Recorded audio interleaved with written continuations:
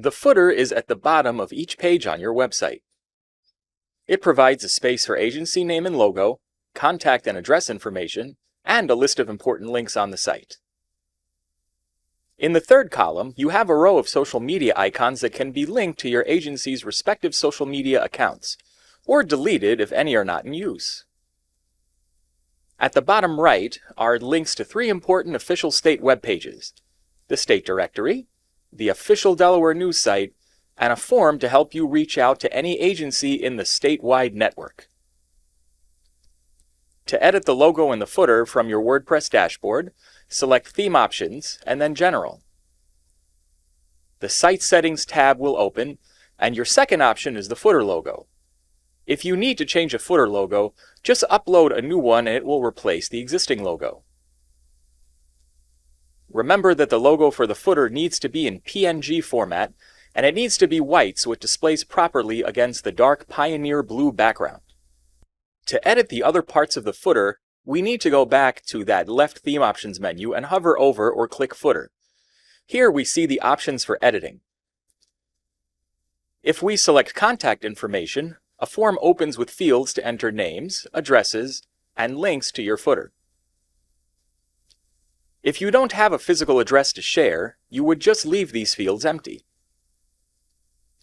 Remember to save your changes as you make them.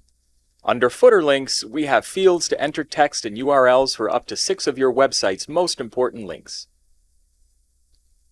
Any fields that you leave empty will not be added to the footer. Next, we have the optional footer disclaimer, with a large text field for any important small print that you need to include. This can be helpful for agencies that might be distributing or accepting time-sensitive documents, or to share required guidelines of any type.